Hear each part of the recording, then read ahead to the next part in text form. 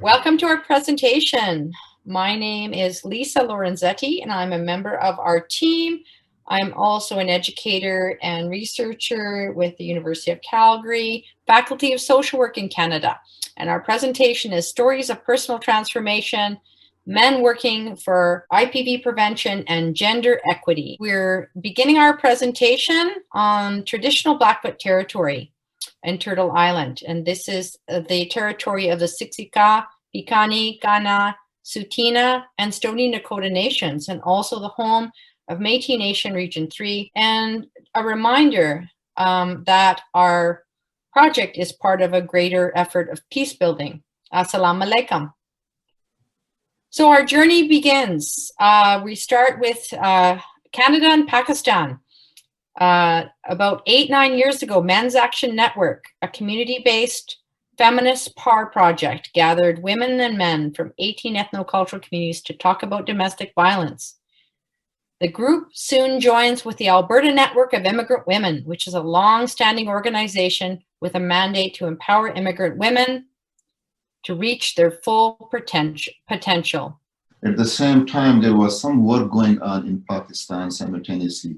And that work was about engaging men for gender justice and girls' education in Pakistan. So in my earlier research, in every village I went for my research and practice, I found there are some men who are rejecting existing gender norms and coming together for prevention of domestic violence and gender justice. So back to Alberta. And here we are with our group, and we want to reach out to men across our province with a survey. What do men need for well-being, healthy relationships, and violence prevention? We send a survey out. Over 2,000 men respond. And these are some of the results. These are the personal well-being enablers that men discuss. They also talk about the barriers to healthy relationships, which are past negative traumas, addictions, financial insecurity. And for some men, because 33% of the men who responded to our survey were either immigrant men or Indigenous men, issues such as discrimination are higher in Canada. And so we decide that we need to support men. We look for recommendations. 96% of respondents say that men do need support for their well-being and healthy relationships without violence. But 3/4 of those men don't know where to go and what to do to get help. So here are some of the broad recommendations. They set the stage for our next work that we will do together. Alberta Men's Network is formed out of the survey. And here is our vision. A society where families and communities are free from violence and oppression. We commit to this work with men and individuals across the gender spectrum, and we work within a human rights and anti-colonial framework. So some of the current projects that Alberta Men's Network is involved in, we join together to support each other's ideas and passions for our collective work. And one of the projects is the Honoring Fathers and Daughters event, which encourages the nurturing relationships that fathers have with their daughters. And then there are 2 arts-based community projects about fatherhood, including Fathers in Focus, which is a photo voice project where men document daily challenges and triumphs that they face in fatherhood. And the Healing Through Fatherhood, Voices of Indigenous and Immigrant Men, which uses digital storytelling to document conversations and actions supporting nurturing fatherhood. Thanks, Janelle. My name is Jeff Halverson. I'm a social work PhD candidate at University of Calgary and a member of the Men's Network. Another project we want to highlight is the Man Box, which is a gender transformative art project in which we represent the external pressures of masculinity on the outside of our boxes, and in the group, we explore the sides of ourselves that we do not share with other people. In this way, we surface and challenge how masculinity constrains us. We also do this kind of work together in a series of men's talks, challenging gender norms.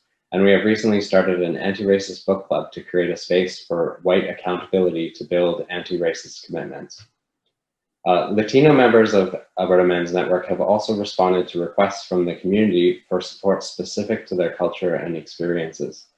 we conceptualized a project, a global project, this particular initiative, engaging those men, involving those men to share their stories, to tell us about their stories, that why and how they got involved in gender justice work, in prevention, in domestic violence, IPV prevention work.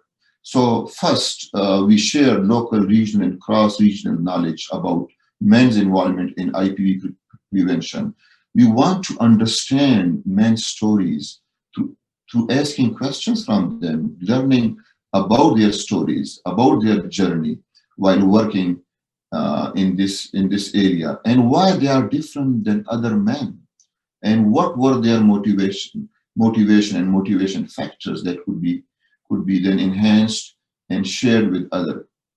We want to examine, and not just examine, but act on the strategies and engagement approaches that men see as most promising to involve other men and communities. Finally, we will build on it. We will build a global community for this cause, build a community of practice to establish on anti-colonial principles of equity, ethics, and peace building. Through this project, we will increase men's awareness of their own journeys and transformation. Finally, this whole journey will inform and develop models and strategies to advance men's role in IPV prevention and gender equity, and enrich public dialogue and public discourse on this issue. Hi there, my name is Gabrielle Hossain. I'm head of the Institute for Gender and Development Studies at the University of the West Indies in St. Augustine, Trinidad. We have been involved in masculinity studies and pro-feminist men's movement building since 1996. And over these decades, there has been extensive global and regional feminist work to transform masculinities, which has led to greater Caribbean consciousness about men and boys as gendered beings, the role of gender socialization, and men's collective responsibility for advancing gender justice. However, we also want to pay attention to backlash to gains regarding women's rights and gender equality, and understand how men therefore take up a language of transformation while perhaps also engaging in the ways that it is disciplined and contained at the same time. At the Institute, we are particularly interested in men's stories of personal transformation in order to understand how men negotiate these contradictions and what sources of knowledge and connection they draw on for their beliefs in politics. In collaboration with the feminist men's organization, Carryman, the IGDS will produce narratives that reflect the diversity of Caribbean men across multiple contexts and identities, while paying attention to the kinds of transformation, such as to men's intimate partnerships, their familial relationships, as well as their community and activist organizing, that are important. Therefore, this project allows the IGDS to bring Caribbean expertise and experience to a multi-country collaboration that can highlight transnational trends and challenges relevant to both masculinity studies and men's allyship with feminist struggles for justice. My name is Dr. Muhammad Imran. I'm working as assistant professor in the Department of Social Work, University of Peshawar. Here I will present about the gender-based violence in Pakistan, which is one of the main issue at this time in our country. The problem that is very prevalent in its existence, and at this time, in many ways, we have kept facing the issues in terms of honor killing, abuse, marital rape, acid attacks, and burning issues by the family members. And in some cases, there are the attempted murder as well. We have recent studies that has been done by the UN Women, Khyber Pakhtunkhwa, and they showed that 33% of the women have experienced physical violence, and 40% of ever married women have suffered from spousal abuse at some point in their life. According to the 2020, the Human Rights Commission in Pakistan, they have focused and have studied on the most common forms of domestic abuse in Pakistan, and which have showed that 76% have the shouting, 52% have the slapping, 49% have the threatening, and 47% have the pushing gender-based violence. If we talk about the COVID pandemic, it's also affect this country as well, specifically in Khyber Pakhtunkhwa. Almost 45% cases has been increased during the 1 year of pandemic. And this has been studied by the Directorate of Social Welfare, Women Empowerment, Khyber Pakhtunkhwa, because they have started a BOLO helpline and they get the data from that BOLO helpline and they have analyzed the data. And in the end of the day, and the end of the year, they have decided, they have declared that the gender-based violence has been decreased in this region. During the past 10 years, there are some sort of policy making in this region and engaging men and boys in preventing the violence in Pakistan. There are several non-government organizations such as ROSAN, it's a national organization, Sahel and Amal, they have working on the engagement of men in preventing violence. Besides that, they have some sort of strategies which include directly with the victims through health interventions, engage with communities. Rosan has compiled a story of strong men who have stood up for women and other men to inspire others. All organizations conduct awareness campaign and training as well. Besides that, the Rahnuma Family Planning, it's again a national level organization which is purely working for the welfare of the gender-based survivors, and they have also engaged the men in their project areas. Namaste, everyone. This is Rita Tungal. I'm a social worker at Macquarie University. Taking you to Nepal. Nepali society is deeply rooted with patriarchal society, patriarchal norms and values, where husbands or other family members control women's decisions and perpetuate a dominant male definition of what is important and what is not for women's needs. Those socially ingrained norms, social structure, and law are reinforcing gender inequalities and supporting our culture of condoning violence, including gender violence prevention, human trafficking, and so on. So masculinities, when we talk about masculinity in the context of Nepal, is very multiple, plural and fluid rather than singular, and are shaped by a variety of factors, including ethnicity, caste, and class, age, geographical and social locations.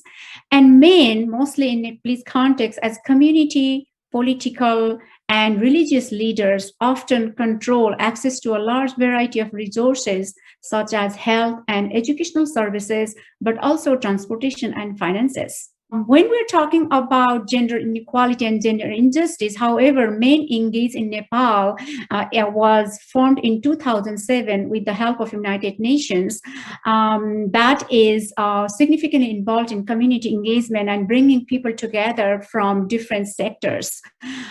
And it's really interesting to see in 2009, on 25th November, the first time the government announced that 2010 as the year to end violence against women, in which Men Engage Alliance Nepal played a crucial role in the approach of engaging in boys and men to support the campaign. However, although Nepal is modernizing, the gender roles are changing. The traditionally patriarchal society creates systematic barriers to gender equality.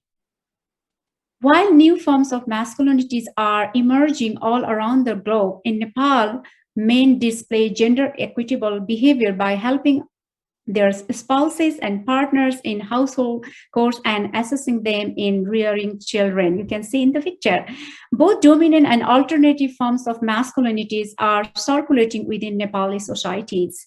So what I would like to see through this partnership, then this partnership project would help to gain a better understanding of the multiple forms of masculinities in order to devise strategies to promote gender equitable behavior and to create a gender just society.